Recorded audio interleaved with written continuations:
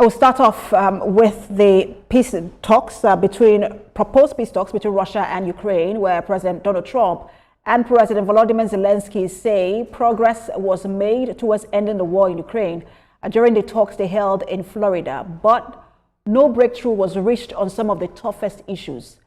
U.S. and Ukrainian leaders met at President Trump's Mar-a-Lago residence yesterday to discuss a revised peace plan, parts of which Russia has already rejected.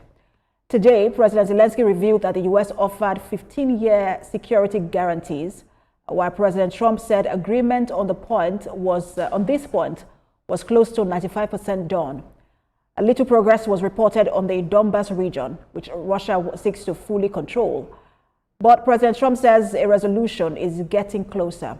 Moscow currently occupies about 75% of Donetsk and 99% of Luhansk, the two regions comprising Donbas. And to discuss the peace negotiation with me is a global affairs analyst, Collins Oweke. He joins me via Zoom from Brussels, Belgium. Good to have you join us, Mr. Oweke. Always a pleasure. Thank you for having me, Precious. So for President Trump, he mentioned they were 95% close to being done. President Zelensky mentioned 90%. For you, how significant is this? And do you have faith that a proper peace process will take place, considering what is happening? What happened in Thailand, Cambodia, DRC, and Rwanda as well? Indeed, Precious. I mean, it was good you prefaced this with recent efforts by Donald Trump, where we have seen that rather than achieving peace, what we had were pauses. So Donald Trump's positive upbeat assertions. They are good, but the Ukraine-Russia peace getting very close is something that should be taken with measured caution, if not with a pinch of salt. If we go back to history, it shows us that proximity to talks does not necessarily equal proximity to peace. Ceasefires and diplomatic pauses, especially those, brokered without robust guarantees, often freeze conflicts, but they don't quite resolve them. I should rather say that at the core remain unresolved issues: territorial sovereignty, security guarantees for Ukraine, Russia's strategic objectives, and enforcement mechanisms. Without clarity on these fundamentals, Precious, optimism risks becoming premature diplomacy, useful only for headlines, which from all indications is what Donald Trump is interested in, but very, very fragile in substance. I mean, let's stay on that point you just made, especially with that transactional nature of conflict resolution that he applies. It seems to be working maybe fairly for Israel-Hamas, maybe not for Thailand, Cambodia, or for DRC, Rwanda. But at least for Israel-Hamas, it seems to be, well, they've not been able to implement the second phase of that agreement, but at least for the first phase, it seems to be working. Perhaps it might also work, maybe for Russia, Ukraine, do you think? I'm happy that you mentioned that even Israel, Palestine is work half done. Now, when you are talking of fundamental issue as a war and peace, I mean, you do not go it halfway. There are no half measures. So I think it's very, very important to wait until it is fully implemented before we roll out the drum and begin to beat them. Transactional diplomacy can stop bleeding temporarily. And I want to believe that what we see playing out in Israel and Palestine is temporal stopping of the bleeding, but wars rooted in identity, in territory, and power, required principled diplomacy deals based on solely leverage without institutions and guarantees they tend to collapse and collapse, very quickly. Now, peace must outlive the mediator, in this case, Donald Trump. But it does look like Donald Trump doesn't see just beyond his own, time in office, and that it requires international buy-in, not a personal brokerage alone. So yes, there is just a lot wait and see to expect here.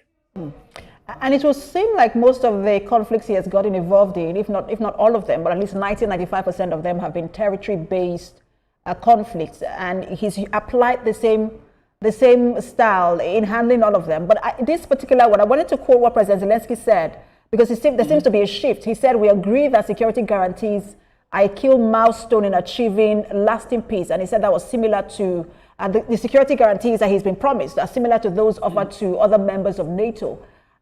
Russia seems to be the one calling the shot here because they have more economic and military might. Is that something you think Russia will agree to, even though it's just for 15 years? Well, like you mentioned, Russia has already started punching holes on, the outcome of the meeting, and that shouldn't, surprise anyone. On the part of Zelensky himself, he clearly understands that he cannot sell peace to Ukrainians unless it preserves sovereignty, dignity, and long-term security. That means no ambiguous borders, no vague assurances, and no deal that rewards aggression like we have seen playing out even now in Kiev.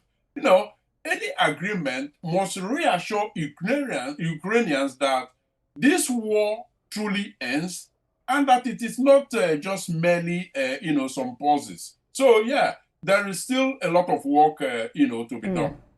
Absolutely. And one of them is a very thorny issue, also very sensitive, which is the Ukrainian territory of Donbass and Luhansk.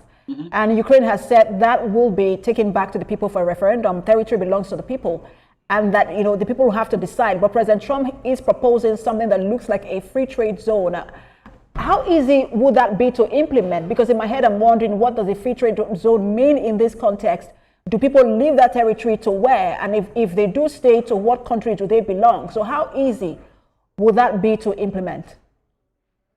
I will give that to Donald Trump, when he talked about a free trade zone and all of that, because that is his own, kind of attempt at, seeking a compromise. Well, no one can blame, Zelensky for actually, sticking on the point that he's got to take it back to the people to have a referendum, because, of course, he has, to also have domestic support for what he's doing. So using that as a first, negotiating point is a very smart politics. But I think that deep down, he realizes that, there will be need for, some sort of compromise. I mean, meeting the partner somewhere in the middle. He realizes that, and that is where the, free trade zone that Donald Trump, talked about, that's where it comes in. But like the saying goes, Precious, the devil is in the details. And until those details emerge, we wouldn't know exactly what the content of that free trade zone means. Peace is not the absence of fighting. It is the, presence of justice, guarantees, and trust. If this moment leads to a durable settlement, it will be historic. If it merely pauses the war, history will judge it harshly. The world must choose, construction over convenience. But it does look like, in many ways, Donald Trump is much more interested in convenience rather than construction. And let's talk about construction and convenience, because President Trump, like you mentioned, is choosing convenience. And it looks like Europe wants construction because they have been backing Ukraine, and they say they will back Ukraine all the way. And until they find a peace deal that also makes sense to them, they are going to continue to push for something better. After that meeting with President Trump, we understand that there was a conversation or a call made to the the Prime Minister of the UK, and then Keir Starmer, and then the President of France, Emmanuel Macron. What role does Europe have to play at this stage? How relevant is Europe still in these peace talks? What I hear from friends and associates within the institutions of the EU is that Europe is not ready to outsource its security future. The war is on Europe's doorstep, and this is something they are always very, very quick to remind some of us. And its outcome reshapes European security architecture. That is also another very, very clear point that they are very, very resolute about. So Europe is insisting on being a co-architect, not a bystander, anchoring any deal in international law, NATO, EU coordination, and long-term reconstruction, commitments. These are the things that are important to Europe. And like they said, they are in it for the long haul. And, nothing is, shaking their, position around these fundamentals. And what does Ukraine realistically have to accept at this moment? It's been 4 years. 2026 will make it 5 years. They don't have they depend on Europe for the financing, and then up until President Trump, even US, for the financing and the armory that they need. They provide 40%, and then the West provides 60%, and that's a lot of burden for the West to carry. So how realistic is it for President Zelensky to continue to push for something that looks like a win-win for both Ukraine and Russia? Will there be a win-win for Ukraine? Well, I think it would be imprudent to, make any conclusive assertion about win-win. But the point remains that you probably followed this.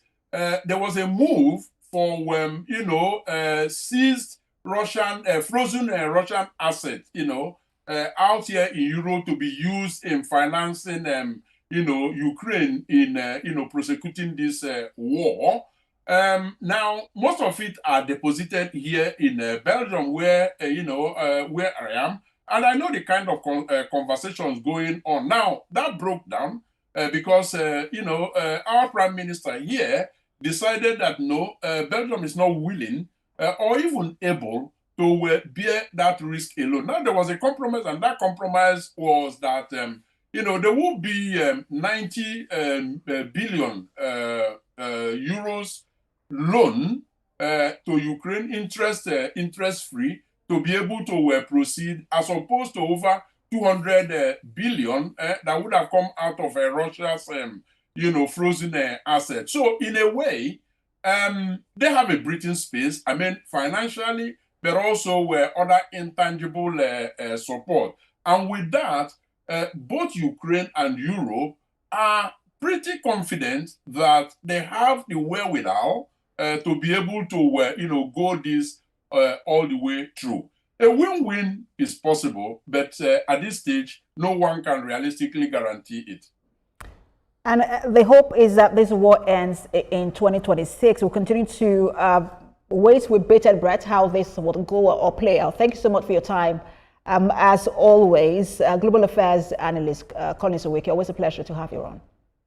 Indeed. I'm glad to be here. Happy New Year, Precious, and your entire team. Thank you. We wish you the same.